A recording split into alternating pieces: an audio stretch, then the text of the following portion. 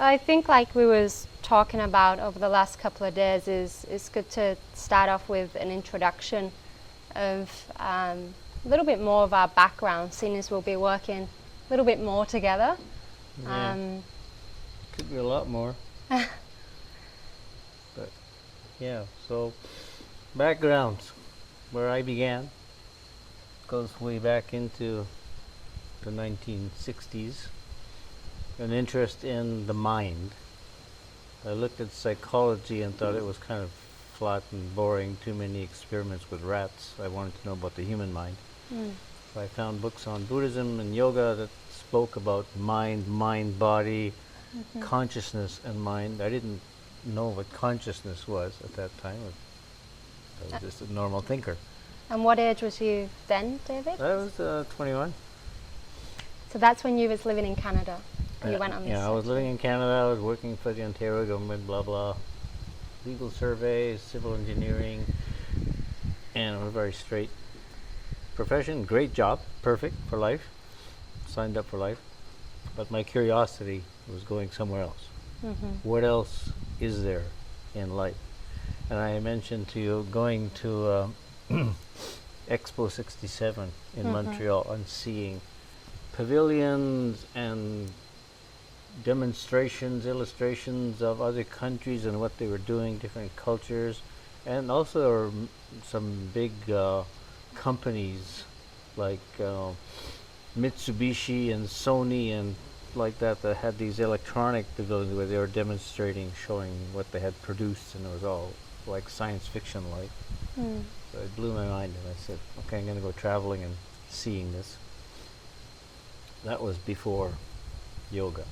And then I found these books, and I started, when I departed, I started practicing yoga and traveling at the same time. And for unknown reasons, I didn't know anybody who had ever done any yoga, just saw some books on it. It seemed something was interesting. Something inside was kind of saying, try this. And when you left Canada, where was the first place that you traveled to? Was it? It was the fall and getting cold in Canada. My first place was going south Yeah. to Florida. Florida was a warm, semi-tropical place. I was just escaping the winters and wanting to be outdoors. And traveling with my car and going, and went to Florida, spent some time there. And again, I mentioned about I had picked up a hitchhiker along the way who gave me this little pink pill called strawberry acid, which I took on the beach in Florida one night with no idea of what was going to happen. And everything happened. The universe opened up, and in the yoga books they were talking about chakras and energy, and I had been studying quite a bit, learning from the theory of relativity, Einstein stuff, and time being different perceptions. If you're traveling at the speed of light, you don't age because you're in a different time dimension once you cross that barrier. So all these things were intriguing my mind, and I also saw in that first experience with the strawberry acid, the time was completely different. The night went on forever, and that's when I understood the Beatles' Strawberry Fields Forever, because the foreverness of time was really obvious. There is no beginning, no end. This is just some kind of continuum of experience. So all of these revelations made me decide, okay, I need to go and find out about the brain and brain chemistry. If this tiny little substance can completely change how I perceive life, how does that work? And how can you produce or reproduce that? I knew nothing about brain chemistry. Most people didn't at that time. It was still being researched.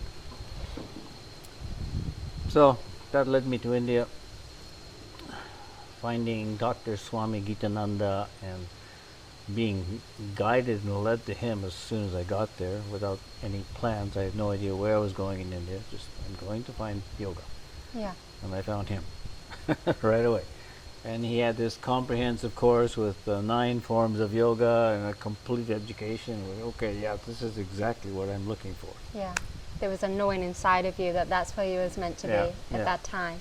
Yeah. And that's kind of a little bit how we've met as well, is before I did meet you, I was on the yoga path studying yoga and came across many different forms, and I'm sure people can relate listening to this as well. It can be quite tricky to get your head around all the different lineages and all the different types of yoga, and maybe following one path and then changing to another, or just being strict on one path. But what I liked about your teachings when I met you is that you was able to explain different forms of yoga and the 9 forms of yoga, like the Bhakti, the Raja, the Hatha, and nobody else that I'd found was relaying this information as one. I'd studied Bhakti, I'd studied Hatha, I'm initiated into the Bhakti line, so I knew quite a lot of the devotional aspect, but I never knew one person teaching all these different aspects. And another thing that I really love about your teachings is it's traditional. It's being passed on orally as it was meant to, as you know, from Swami Gitananda through a natural lineage. And one thing that really interested me, that probably the people listening would like to hear about, is Swami Gitananda's background as well, of maybe studying the medical side. Yeah. And if you can just explain maybe a little bit about that so people know that backstory. So Swami Gitananda, when he was young, teenager, was introduced to someone called Ram Gopal. Ram Gopal I had already read about. He's in the autobiography of a yogi, which is a fairly well-known book. He's called the sleepless saint because he didn't sleep. He would go into these meditative relaxation trances, come out of it, and he simply didn't sleep. So this was Swami Gitananda's guru at a young age. Then because his father was British, he got to go to England and study to become a medical doctor and actually worked in the West. But later on in life he realized it was not working. Medicine, Western medicine, was really not a solution to very much of anything. So he went back to India to establish this Ananda Ashram, a place where you could come, live, and learn yoga in a very traditional sense of living with the guru, kind of, in the same building. And all the classes were in that building, and I actually almost never went anywhere. I just stayed right there and studied and fed whatever we were fed without question, and learned everything. I was really listening all the time, taking everything down, taking notes and practicing everything, having these experiences. This is what I had come for, and it was here. So there was nowhere else to go, and I just totally immersed myself, listened to everything he had to teach, and patiently going through the 9 forms of yoga and all these different practices with the breathing, with the postures, with the visual concentration, which I said we're going to do a little bit of tonight, which to me blew me away, because the psychedelic experience made me see something amazing. And then with this program, we were using little visual cards, like little yellow squares and little red triangles as symbols for the chakras, for the chakra forces. We would look at them and then close our eyes, and inside you would see something, a complementary vision that was similar in shape, but the color was always different on the inside. And this kind of blew me away. Okay, this is inner vision. This is what I was seeing with the LSD that I took the year before. And I realized, well, okay, so you can learn to actually see. I mean, no one ever teaches us inner vision. Yeah. Did you learn that when you went to school? No. Yeah, so this was, hey, this is really something about the mind. And the mind was my original curiosity. Yeah. So learning to see something and have these inner visions, and it was progressive. As you practice this, you could see more details, and on the inside, you not only saw what you had taken a picture of with your eyes, but it would start moving and pulsating and changing, and the vision increased as we did these practices. And we did these practices every day. Like after the first month of doing ekadasi and the breathing techniques for clearing and stuff, then we got into these visual and the mantra, the seed sounds for the chakras and seeing the chakras, and it became an inward journey, very experiential, that profoundly directed the rest of my life. I realized, well, this is development. Yeah. This is human development, and this is what yoga is. It's the science of human evolution and development. And for some people that, there might be people watching this that don't know how long a yoga teacher training is these days, or how long it takes to get a certificate, but back in the day when you studied, that was a minimum of 6 months, right? It was 6 months. It was like, and fast forward and to... the 6 months, it was intense. It was like I was telling you, it was like, and he taught everything, 8 hours a day. He was there teaching us all these different forms of yoga, all these different types of things and practices to do. 8 hours a day, 7 days a week, no weekends, for 6 months. So you completely, this is what you do.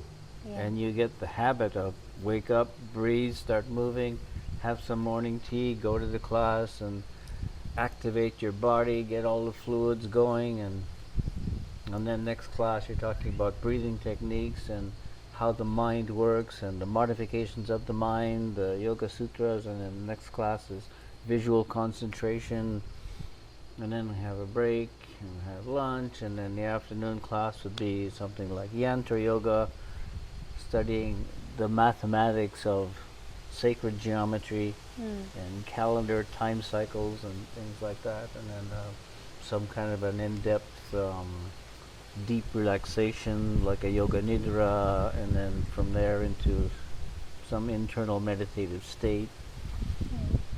And then in the evening we'd have satsanga, which is a class on the philosophy of yoga.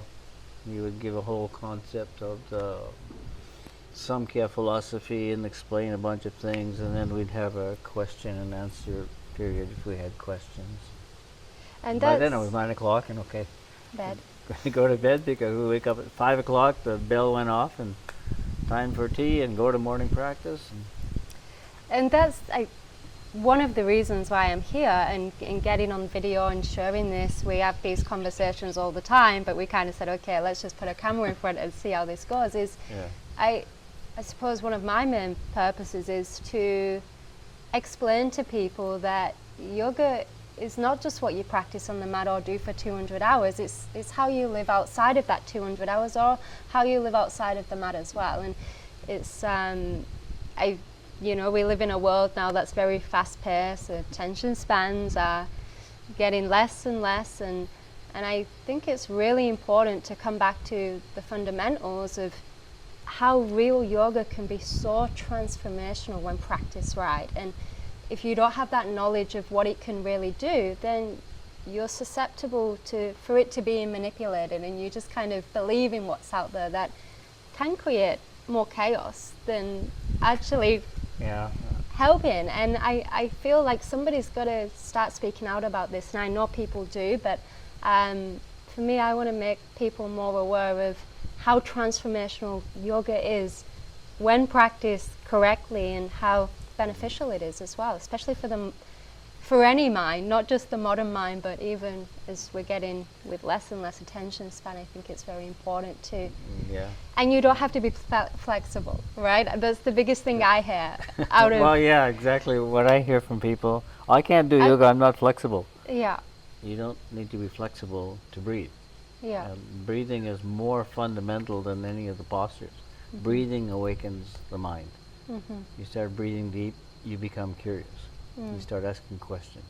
And then you're capable of learning a lot of things. And then you've got all this amazing stuff to learn about how the mind works, how the mind-body connection is fundamentally important, which is part of his teaching, a big part of his teachings. 'Cause he came from Western medicine, which he was saying doesn't really work, and he was showing how your mind and your emotions, your expectations, your belief system about the disease can create the disease.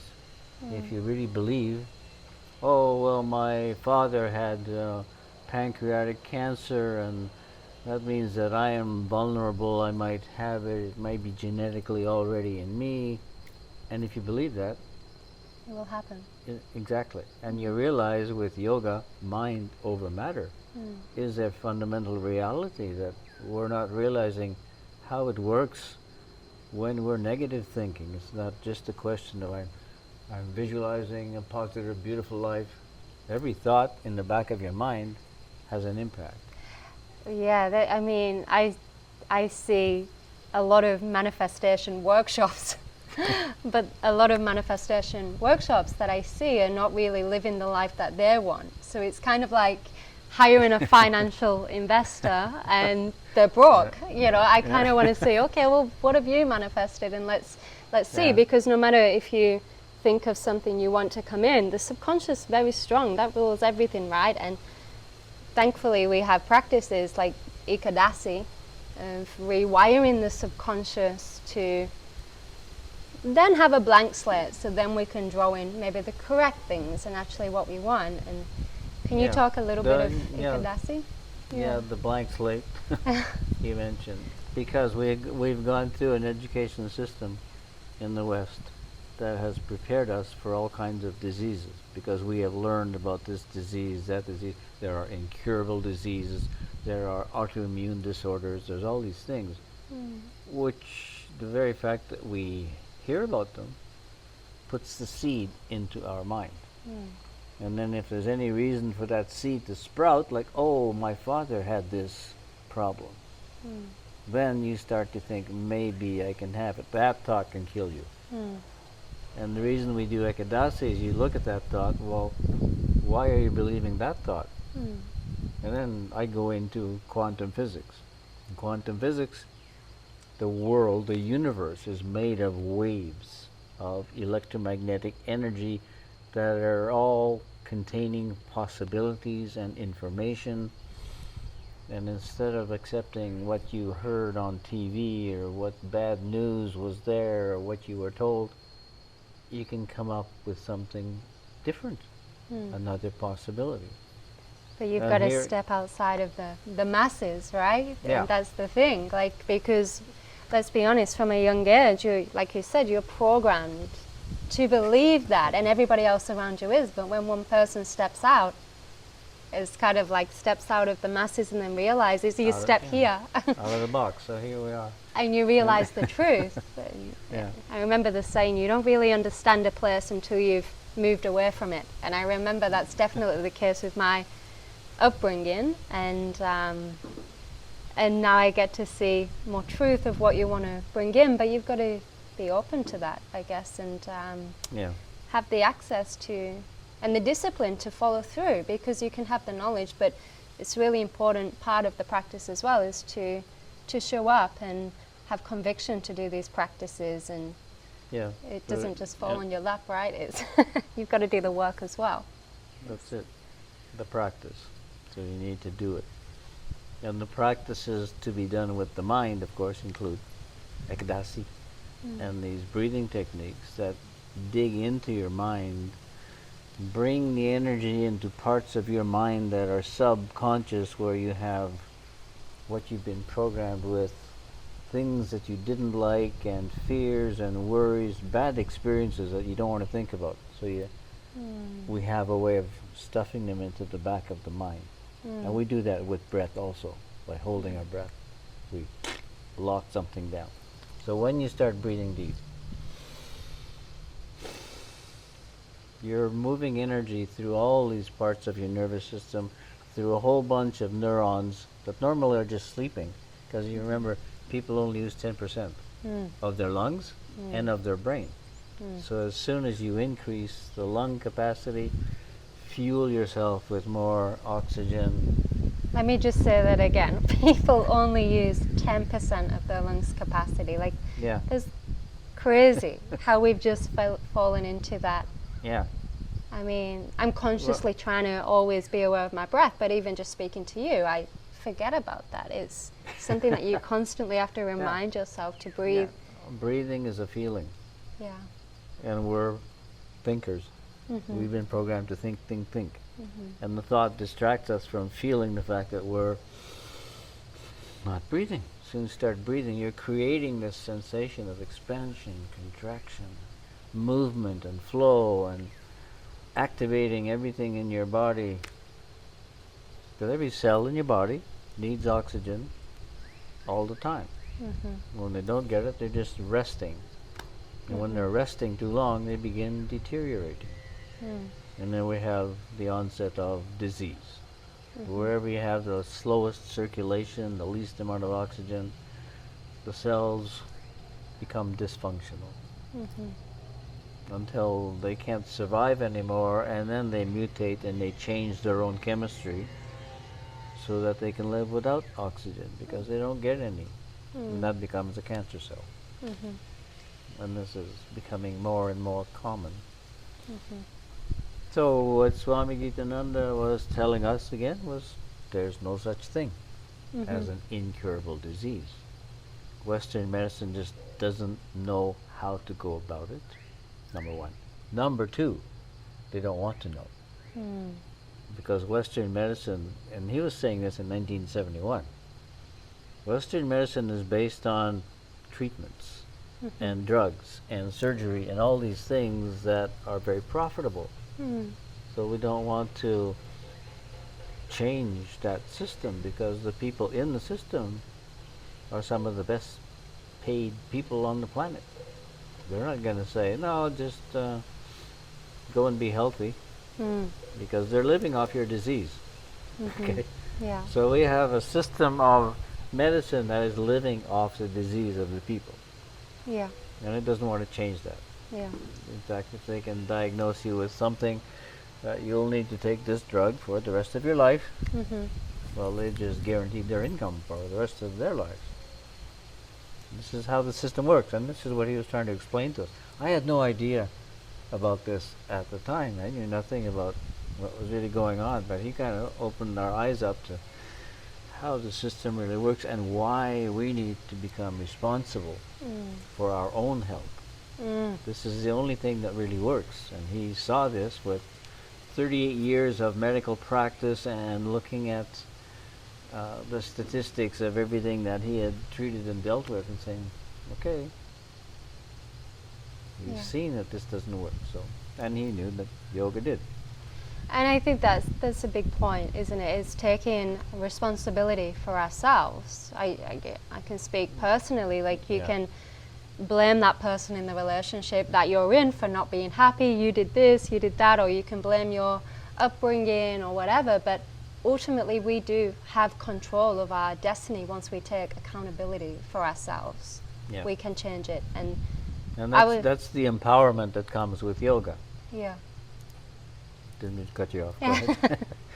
I was just going to say, I was kind of talking a little bit about this morning, is I come from a place in England that's not very wealthy, and I feel like I've come from, a lot of alcohol in my family, things like that, and the same school education is kind of the same back home in my little hometown, but I was able to break free, and I didn't have any handouts. So it's like we were saying this morning, you can break that mold. You just need the empowerment, like you say, and sometimes you just need a helping hand, and that is the yoga that can bring that. I think if people understood the many different practices that yoga can offer, it ultimately has a healing for so many different, for the body, for the mind, for empowerment. There is literally a yogic tool for everything, and this is my passion in wanting to share this with people. Like, there is always a technique and a tool to help with whatever it is you're going for, if you're willing to take accountability for your own life. And that's the reality and the gift of yoga with all these techniques and a system of understanding everything about the body, the glands, the organs, how everything functions, how you can make everything function better, how you can adjust your own chemistry, your own glandular secretions, your hormone levels are adjustable. And this is what we're not told at all by the system that wants to sell you drugs. And yet in yoga, well, my immune system isn't quite functioning. I've picked up an infection and it's not going away. Well, then you have a technique. Okay, there's a breathing technique that activates the immune system. There's fasting. There's different movements that are bringing better circulation into the autoimmune system. And you practice that and you realize, oh, okay, my system has changed. The symptoms have kind of dissolved. Which is very different to, I think, what a lot of people perceive yoga to be. Oh, I'll turn up to a yoga class, I'll do a vinyasa, I'll get a little bit more flexible, that's it. But if they knew what yoga could really do, I think a lot more people would show up. Yeah. So that's part of our mission, letting people know what yoga can do. Yeah. Because in westernized yoga, if you look at Yoga Alliance, they are under the thumb of the medical system. And as a yoga teacher, or one who teaches teachers like this place and me, I'm not allowed to say that yoga heals anything. Or I'm disbanded, taken out of the system. No longer a member of Yoga Alliance because I disobeyed their rules. Their rules are wrong. What I learned in the tradition of yoga, which was maybe before Yoga Alliance was even invented, Swami Gitananda standing up and saying there's no such thing as an incurable disease. Plus, 97% of all disease is psychosomatic. It begins in the mind, it begins with your belief system, and then you create the scenario and the situation to recreate that physiologically by bad habits, bad diet, lack of breathing, drinking, smoking, Trauma. I mean, who hasn't had trauma at some point in life? I feel like everybody definitely has, but it's just we don't want to feel, like you say, we suppress. And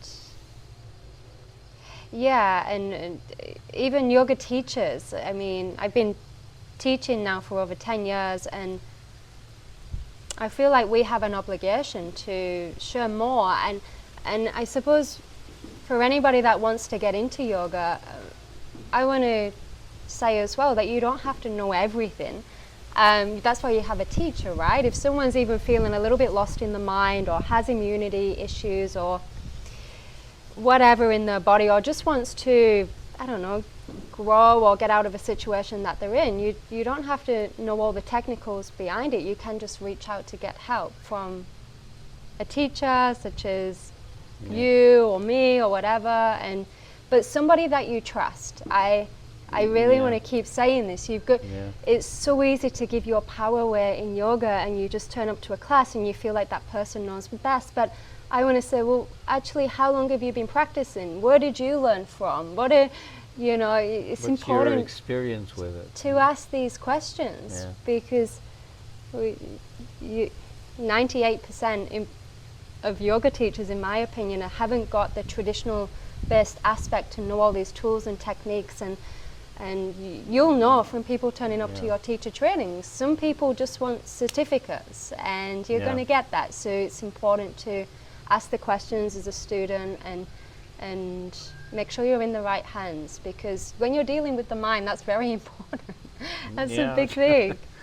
It's, the right questions, get some good answers, and feel that it is the right place, the right thing, that it makes sense. In the beginning, you might not know much about it, and again, you're learning from someone you trust. You can believe, maybe you know them, and you should know your teacher. You should know about them and where they studied, and not just do what they say, which I've seen in dogmatic yoga classes where you have to do it this way, that's all there is to it, don't question. That's the same dogma stuff as religion. Don't question, don't ask. You have to believe this. In the science of yoga, you don't believe anything. You prove everything. It's a science. You're experimenting. You're trying these breathing techniques, and you observe. Oh, the result is I feel kind of peaceful. You're doing ekadasi. The result is, oh, my mind is coming up with all these past memories that I'd completely forgotten about, and I'm feeling weird or feeling danger or something. Well, it's all coming from danger that you experienced in the past. So you learn to work with the breath, the mind, the body. And you mentioned, again, the 10%. 10% of the breathing, 10% of our mind, 90% is the unconscious that you start going into, because breathing by its nature is a subconscious program. Most people never think about breathing. It just happens anyway. That's the subconscious program, and that's the 10%. So when you step in with yoga and say, okay, I'm going to increase, and then you'll forget. So you have to practice until you're creating a new breathing habit, which is really fundamental to life. Breathing is the key. You stop, you die. You breathe less, you're degenerating towards death. You breathe more, you're reactivating, rejuvenating. When your cells have enough oxygen, they continue with their functions. They reproduce in a perfectly natural, beautiful way. When they don't have enough oxygen, the next generation of cells is not quite as good as the last one. This is the degeneration that leads to the aging process. And the quality of the oxygen that you're drawing in, the air is really important as well, right? I think that's good to mention. Out here in the jungle, we got it. And, you know, even the foods, I'm constantly saying, eat foods if you can get to a farmer's market or something that you have something in your garden, because it's prana, and prana is life force, and we have prana in the breath, in oxygen around nature. But if you're living in, you know, the concrete jungle, it's a little bit harder to come across. Well, then just know about that and find places that you can go to, maybe on a lunch break or a park, or go to the park. Go where you got trees. Again, in the breathing, we have this symbiotic relationship with the trees. Maybe people know about, but they never think about it or the importance of it. Every time we're breathing out, we're putting out carbon dioxide. This is part of our metabolic process. Now the trees take the carbon dioxide that we are putting out, they take the carbon and they give us back the oxygen. So we have this relationship exchange with all the green plants and the algae in the ocean and different things. So being connected to nature, we're connected to this high energy oxygen, which then also has prana. And prana is another misunderstood, theoretical, sometimes mystical thing, which is not mystical at all. It's electricity. All the oxygen molecules that we are breathing in here, they all have extra electrons. And when you breathe in through your nose, these electrons go in through the olfactory into the brain as energy. Electron, electricity, this is all the same stuff. And it's in the air we breathe here.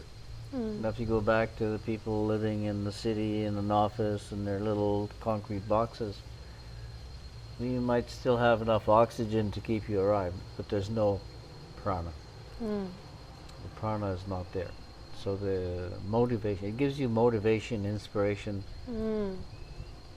And when that's not there, then you got to drink twice as much coffee to keep working on your computer or your office job, whatever it is. Yeah. And then that wears off and you need an extra coffee and then it gets to 3 or 4. Which is why in many offices they have the coffee pot in the corner. All the coffee you want to drink is free. Otherwise people don't produce very much. And you know, it took me a few years to kind of understand the different pose categories with breath as well, and how, speaking from personal experience, I've done many teacher trainings. So I feel like I've probably done 8 different teacher trainings, 200 hours and 300 hours, but I found the most knowledge that I learned was actually through, like you said, self-reflective practices, through actually doing the practice. How do I feel afterwards? Yeah. How does this make me feel? Reading text so it can really be integrated. And, you know, I never learned on the teacher trainings when I first started that I could direct the breath to then control how I feel afterwards. For example, the inhale and bringing the inhale up towards the heart is great in the morning to empowerment and motivation, and and using the exhale, especially with a longer one in the afternoon, can help calm the nervous system. And just a lot of these fundamental tools and breath practices I was never taught in my first 200 hours, and it's so basic. And I mean, speaking of the basicness of it, again, at Swami's ashram, this was the first thing we learned, how to breathe. And then we do the postures and positions that would help us to breathe better. And we spent a lot of time in the first 2 weeks integrating the breath into the movements, into the meditations, into the relaxations, into everything. It was always there, woven in as part of it. And then when I came back from India and looked around what yoga teachers were doing, there wasn't that many at the time. But they were doing poses without the breath. I thought, well, wait a minute, you missed the most important part. If you're doing the poses and you're moving and you're not breathing, getting enough oxygen, you might just be recycling all the pollution from one area of your body into some other area. it's creating more harm. Yeah, so you're not getting the healing impact that comes from this oxygen boost Yeah. that should be there with every breath, with every movement. And like I say, everything we did was move this way, breathe this way, move this way, breathe that way. Yeah. And you get into the habit of that, and you realize, wow, this is really, really empowering. And in the beginning, I moved to Bali to do my first teacher training, around 10 years ago, and I did it, and I loved that training. There was a lot of aspects that I loved about it.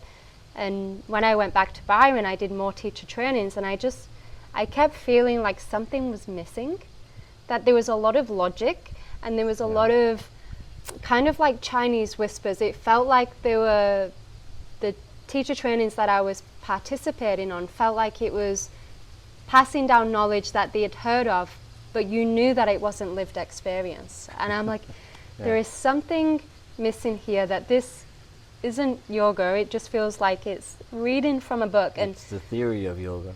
it's the theory of yoga, and that's where I went to study Bhakti, because I met a teacher at the time that didn't know anything about physical postures, but I felt like he knew more about yoga because he understood the Sanskrit, he understood a lot of the scriptures, and he could translate Sanskrit to me, who's a Vedic astrologer. And I would turn up every week to his house for years, and then I got initiated into the Bhakti line because I felt yoga, I felt some kind of connection to the divine that I wasn't experiencing on yoga teacher trainings on the mat. And I was kind of like this weird girl that would turn up to this random Vedic astrologer's house to learn yoga because I knew he was onto something. And he did study with, his guru for 10 years in India, but it never had anything to do with physical postures. And I suppose that's another message that I want to get out there, is that I keep saying that yoga is not about flexibility, but there is something that brings you back, that feels the connection, you don't have to know anything about yoga. And actually, in this day and age, probably having no knowledge of yoga is good, because you can start a clean slate with the right knowledge and not unlearning everything of the bad habits kind of thing. So. Yeah, well, that's why I see the westernization of yoga has gotten stuck on the physical.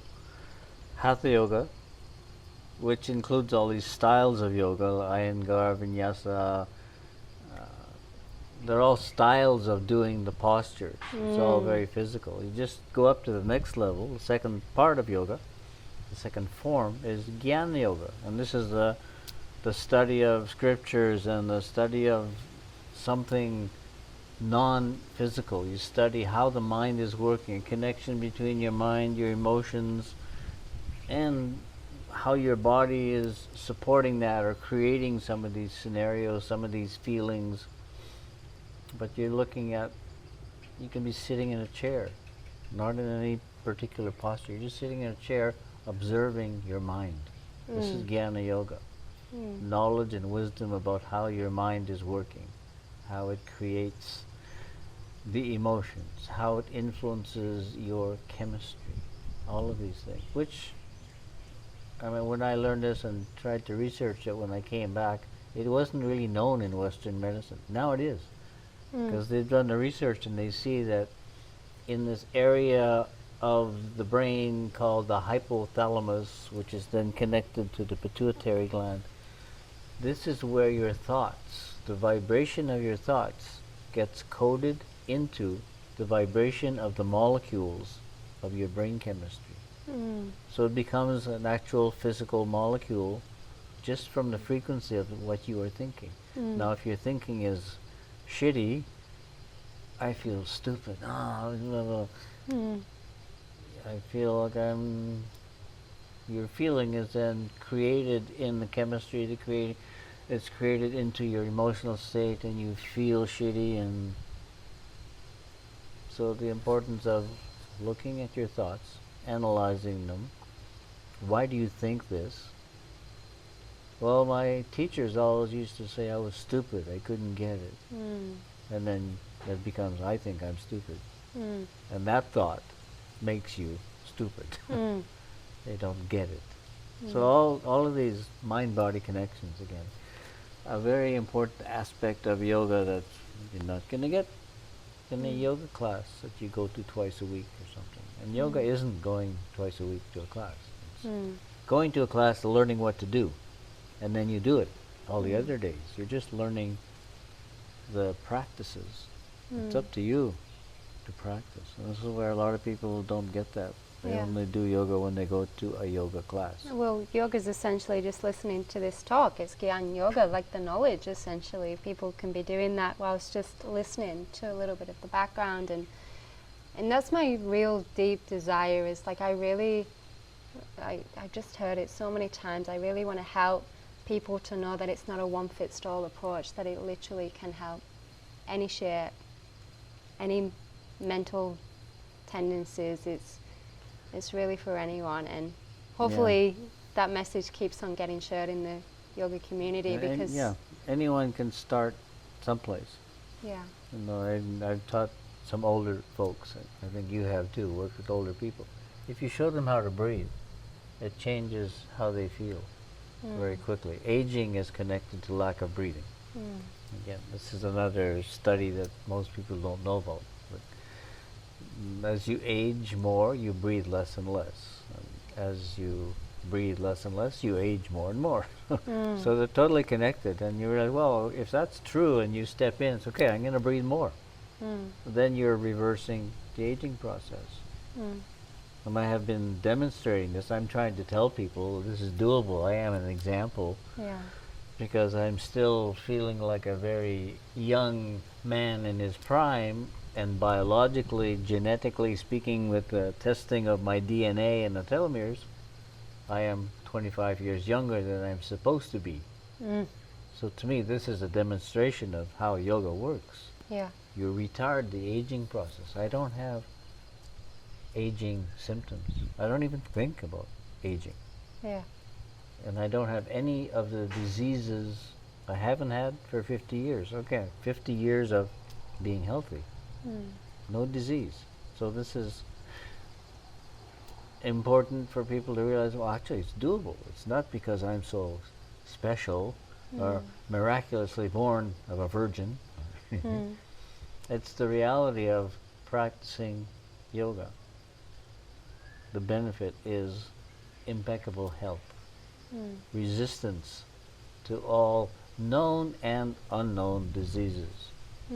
As you study even how the immune system works, if there's a new virus in the air, your body will produce an antibody for that virus within 24 hours if you're living a yoga lifestyle.